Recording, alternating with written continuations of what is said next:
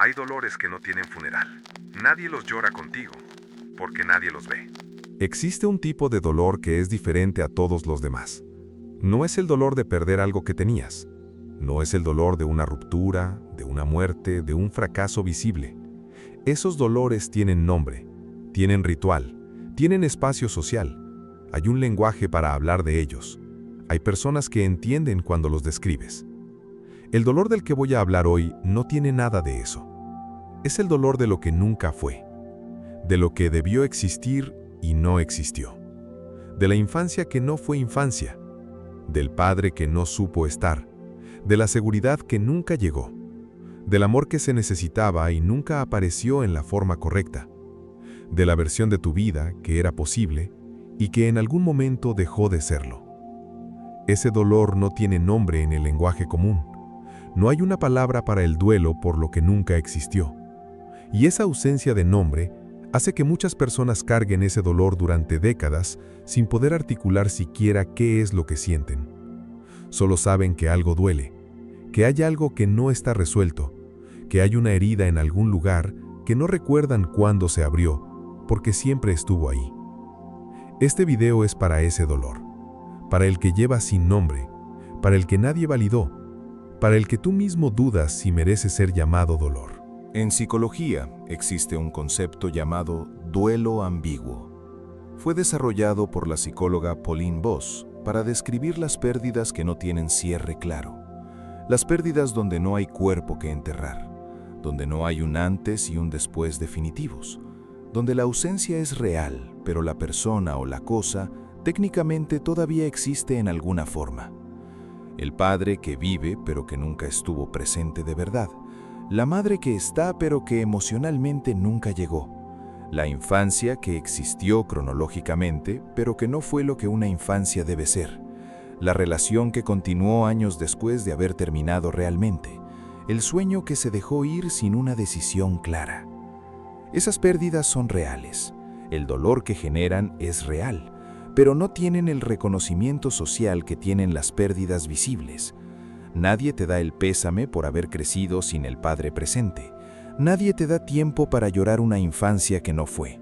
Nadie organiza un espacio de duelo para la versión de tu vida que era posible y no ocurrió. Y sin ese reconocimiento, sin ese espacio social para el dolor, muchas personas terminan haciendo algo que tiene consecuencias profundas: minimizarlo, diciéndose que otros tuvieron peor, que al menos tenían comida y techo, que su historia no es tan grave, que no tienen derecho a quejarse.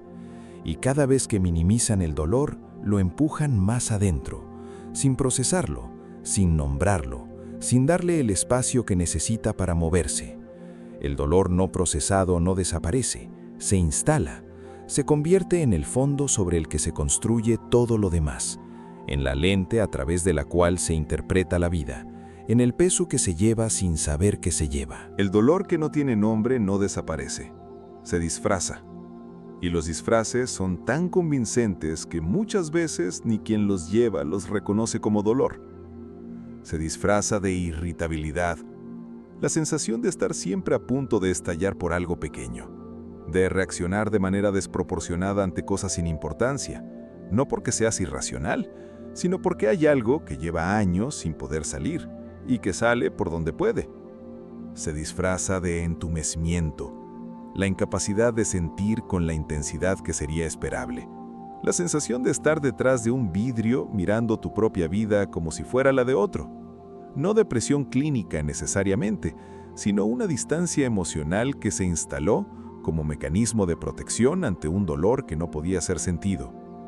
Se disfraza de perfeccionismo compulsivo, la necesidad de controlarlo todo, de no cometer errores, de ser suficientemente bueno, que en el fondo es el intento de compensar la creencia instalada desde temprano de que algo en ti no era suficiente. Se disfraza de hiperindependencia, la imposibilidad de pedir ayuda, de mostrar vulnerabilidad, de necesitar a alguien, que es la consecuencia directa de haber aprendido que necesitar no era seguro, que mostrar el dolor generaba incomodidad, que era más fácil y más seguro no tener dolor visible. se disfraza de búsqueda compulsiva de validación, el hambre de reconocimiento que nunca se sacia, que es la forma adulta de seguir buscando lo que no llegó cuando más se necesitaba. Kübler-Ross identificó algo fundamental en su trabajo con personas en duelo, que el dolor no procesado no se resuelve solo con el tiempo. El tiempo no cura. Lo que cura es el proceso, la capacidad de atravesar el dolor en lugar de rodearlo, de nombrarlo en lugar de suprimirlo, de darle el espacio que necesita en lugar de convencerte de que no merece ese espacio. El dolor que llevas disfrazado no va a irse porque finjas que no está. Va a seguir ahí, tomando formas distintas, hasta que por fin le des nombre.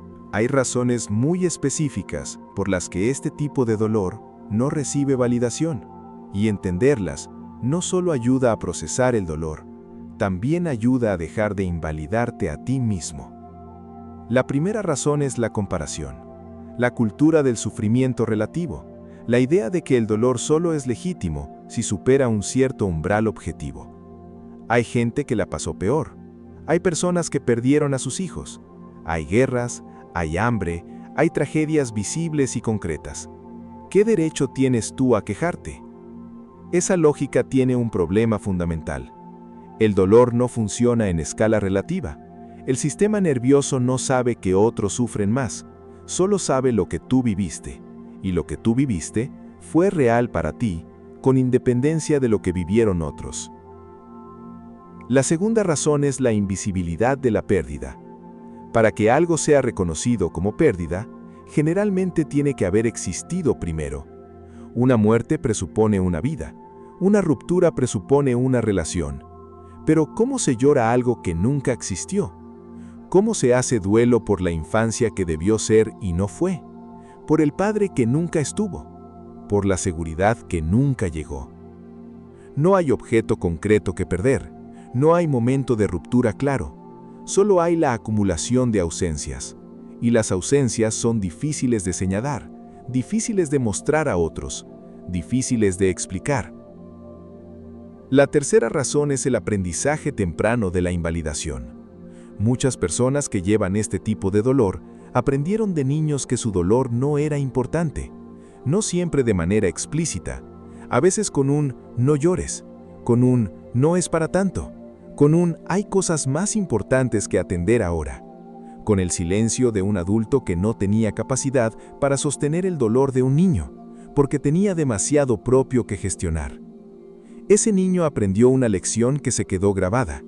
Mi dolor no merece espacio. Mi dolor es una carga. Es mejor no sentirlo. Es mejor no mostrarlo. Es mejor seguir adelante como si no estuviera. Si lo que estás escuchando te está llegando, probablemente hay alguien en tu vida que también lo necesita escuchar. Compártelo. Y si quieres que sigamos teniendo estas conversaciones, suscríbete. Seguimos.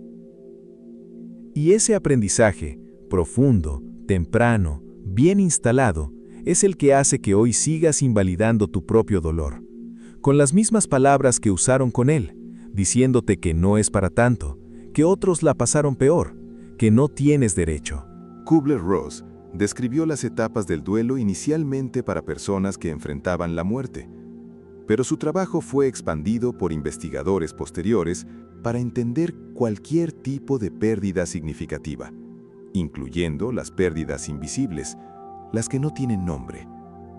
Y lo que ocurre con el duelo que no se hace es que sus etapas no desaparecen, se congelan, se quedan suspendidas en el tiempo en el estado en que estaban cuando el dolor fue suprimido. La primera etapa es la negación. No me pasó nada grave. Mi infancia fue normal. Mis padres hicieron lo que pudieron. No tengo de qué quejarme. Hay personas que llevan toda la vida en esa etapa, no porque sea verdad, sino porque la negación es la única manera en que el sistema nervioso pudo protegerse de un dolor que no había recursos para sentir. La segunda etapa es la rabia que aparece cuando la negación ya no alcanza, cuando algo, una conversación, un video, una situación, rompe la superficie y deja ver lo que había debajo. Esa rabia muchas veces no tiene dirección clara, no sabe bien hacia quién ir, y entonces va hacia donde puede, hacia las personas cercanas, hacia uno mismo, hacia el mundo en general. La tercera etapa es la negociación, el si hubiera sido diferente, el si yo hubiera hecho algo distinto tal vez, el intento de encontrar la variable que podría haber cambiado el resultado, la búsqueda del punto de control en una historia donde el niño que eras no tenía control sobre nada. La cuarta etapa es la tristeza, la que más se evita, la que más se suprime, porque la tristeza requiere rendirse ante el dolor, requiere aceptar que algo se perdió, que algo que debía haber existido no existió, que esa ausencia tuvo consecuencias reales en la persona que eres hoy. Y la quinta etapa es la aceptación. No la aceptación de que estuvo bien, no la resignación, la aceptación de que ocurrió, de que fue real, de que tuvo un costo y de que con todo eso todavía hay vida posible, todavía hay elección, todavía hay algo que construir. El duelo que no se hace no desaparece, se queda atascado en alguna de esas etapas. Y el trabajo no es saltarlas, es atravesarlas, una a una, con la honestidad y el tiempo que cada una requiere. Nombrar el dolor es el primer acto de hacerse cargo de él. No de resolverlo, no de superarlo, solo de reconocerlo. De decir, esto existe, esto me pasó, esto duele. Eso parece simple y para muchas personas es uno de los actos más difíciles de su vida, porque nombrar el dolor implica validarlo, y validarlo implica desafiar años de mensajes que decían que no merecía ser validado. Hay una distinción que vale la pena hacer aquí. Validar el dolor no significa regodearse en él, no significa convertirlo en identidad, no significa quedarse atascado en el pasado como si el presente no existiera.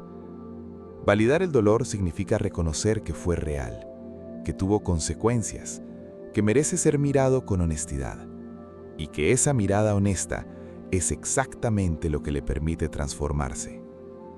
Existe lo que se llama el principio de la paradoja aceptación-cambio, la idea contraintuitiva de que las cosas solo pueden cambiar cuando primero son aceptadas como son, que el intento de cambiar algo que no se acepta genera resistencia, que la lucha contra el dolor lo intensifica, que solo cuando algo es plenamente reconocido puede empezar a moverse. En términos prácticos, eso significa esto: dejar de comparar tu dolor con el de otros y empezar a tratarlo como lo que es, tuyo, real y merecedor de atención. Dejar de buscar la justificación para sentir lo que sientes y permitirte sentirlo porque lo sientes. La emoción no necesita justificarse. Existe con independencia de si tiene razón objetiva. Buscar un lenguaje para lo que no tiene nombre. No el lenguaje perfecto, solo palabras aproximadas. Cuando era niño, necesitaba algo que no llegó. Eso me marcó de maneras que todavía siento. El dolor de eso es real, aunque nadie lo haya reconocido. Y considerar la posibilidad de hacerlo con ayuda, porque hay dolores que son demasiado grandes para ser procesados en soledad, que necesitan el espacio seguro de alguien que pueda sostenerlos sin desbordarse, que no los minimice, que no los compare, que solo esté ahí mientras salen. Nombrar el dolor no lo elimina, pero lo saca de la sombra. Y lo que está en la sombra controla desde la oscuridad. Lo que está a la luz se puede ver, y lo que se puede ver se puede trabajar. Hay algo que muchas personas que llevan este dolor nunca escucharon. No de sus padres, no de sus figuras de referencia, no de nadie que importara lo suficiente, y que necesitaban escuchar.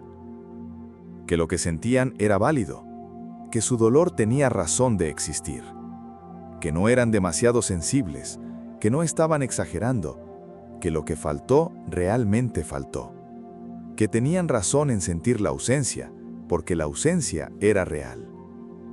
Nadie puede volver atrás y decírselo al niño que eras. Ese momento pasó, y eso también es parte del duelo. El duelo por el tiempo en que nadie lo dijo, por los años que pasaron sin ese reconocimiento. Pero hay algo que sí es posible. Puedes decírtelo tú, no como ejercicio de autoayuda vacío, sino como acto de honestidad, como el reconocimiento de que lo que viviste fue real, de que el dolor tiene nombre aunque el mundo no te lo haya dado, de que merece el mismo espacio que cualquier otro dolor que sí tiene ritual y reconocimiento. La compasión hacia uno mismo no es debilidad. Es el acto de tratar tu propia historia con la misma humanidad con que tratarías la de otro, de no exigirte que ya estés bien, de no compararte con quien supuestamente la tuvo peor, de reconocer que lo que pasó, pasó, y que tuvo un costo, y que ese costo merece ser visto. No necesitas que nadie te dé permiso para sentir lo que sientes, pero si lo necesitabas, aquí está. Tu dolor es válido, tu historia merece ser mirada, y tú mereces el tiempo y el espacio para hacer el duelo que nadie te permitió hacer. Quiero terminar con algo sobre el duelo bien hecho, no el duelo perfecto, el duelo honesto. El duelo bien hecho no borra el pasado, no hace que lo que faltó ya no haya faltado, no convierte la ausencia en presencia retroactiva. Lo que hace es diferente y más real que eso. Cambia la relación con el pasado. Lo que antes era una herida abierta que sangraba al tocarse, se convierte en una cicatriz, visible, parte de ti, pero que ya no duele de la misma manera, que ya no toma decisiones por ti, que ya no colorea todo lo que ves con el filtro del dolor no procesado. Cambia también la relación con el presente. Cuando el dolor del pasado ya no opera en silencio, cuando ya no controla desde la sombra, el presente se vuelve más real, más tuyo. Las relaciones actuales dejan de cargar el peso de las relaciones pasadas. Las personas actuales dejan de ser el recipiente de todo lo que se acumuló antes de ellas. Y cambia la relación contigo mismo, porque quien atravesó su propio dolor sabe algo sobre sí mismo que no sabía antes, que puede sostener cosas difíciles, que no se rompe al mirar lo que duele, que hay algo en él que sobrevivió lo que no debió haber tenido que sobrevivir, y que ese algo, es real, es sólido, es suyo. No tienes que hacer el duelo todo de golpe, no tienes que tener todo claro antes de empezar, no tienes que saber exactamente qué es lo que llevas. Solo tienes que estar dispuesto a parar lo suficiente para dejar que aparezca lo que hay, sin juzgarlo, sin compararlo, sin preguntarte si mereces sentirlo. Mereces sentirlo, siempre lo mereciste. El mundo solo tardó en decírtelo. Este canal no existe para anestesiarte. No existe para darte frases bonitas que duren 5 minutos. Existe para mostrarte las verdades que casi nadie quiere mirar de frente. Si prefieres una verdad incómoda antes que una mentira tranquilizadora, suscríbete, porque lo que viene no es contenido para distraerte, es contenido para despertarte.